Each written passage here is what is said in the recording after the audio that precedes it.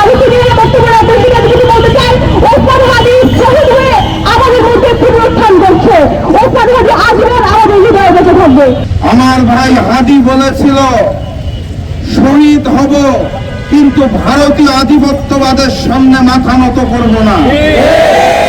আমার ভাই হাদী কথা রেখেছে। আমার ভাই হাদী তার জীবন দিয়েছে। আমার ভাই হাদী শহীদ মৃত্যুকে বরণ করেছে, কিন্তু আমার ভাই হাদী জুলাইকে বিক্রি হতে দেয় নাই। আমার ভাই হাদী ভারতীয় আধিপত্যবাদের সামনে মাথা নত করে নাই। আমরা সবাই হাদির সেনা, আমরা সবাই হাদির সেনা, ভয় করি না বুলেট বোমা, ভয় করি না বুলেট বোমা, আমরা সবাই হাদির সেনা। তাকবীর। হাদীর দেহটা আজকে নিথর, বাইরে থেকে বাংলাদেশের পথে আসছে, কিন্তু সে যেই আদর্শটা রেখে গেছে তা ওই সূর্যের মতো জ্বলজ্বল করে জ্বলছে। সেই আদর্শকে ধারণ করে আমাদের দায়িত্ব মাথা উঁচু করে পথ চলা, তাহলেই আদির আত্মা শান্তি পাবে। গত পরশুদিন জুলাই ঐক্যের ব্যানারে আমরা গিয়েছিলাম ভারতীয় দূতাবাস ঘেরাও করতে। আমাদের দাবি ছিল খুনি হাসিনাকে ফেরত দিতে হবে। হাদীর উপর যারা হামলা করেছে তাদেরকে হিন্দুস্তান আশ্রয় দিয়েছে, তাদেরকে ফেরত দিতে হবে। পরবর্তীতে ওই হিন্দুস্তানি সরকার অফিসিয়াল বিবৃতি দিয়ে বলেছে ভারতীয় দূতাবাসে এসেছিল কিছু চরমপন্থী। ভারত সরকার আমাদেরকে চরমপন্থী বলতে চায়।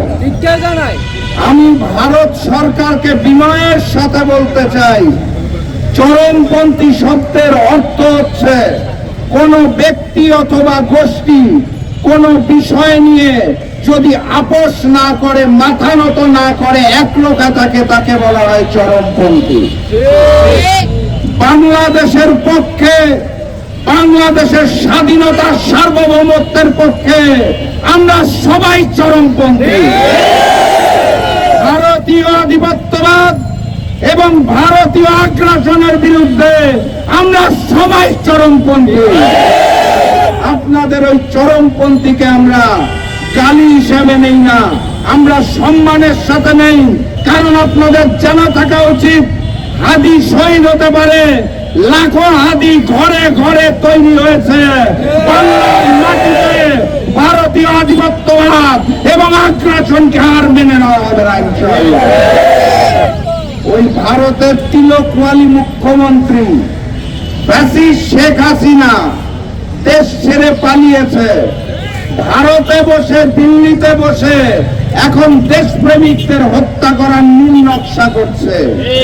তাদের সহযোগিতায় নেমেছে হিন্দুস্তানি র।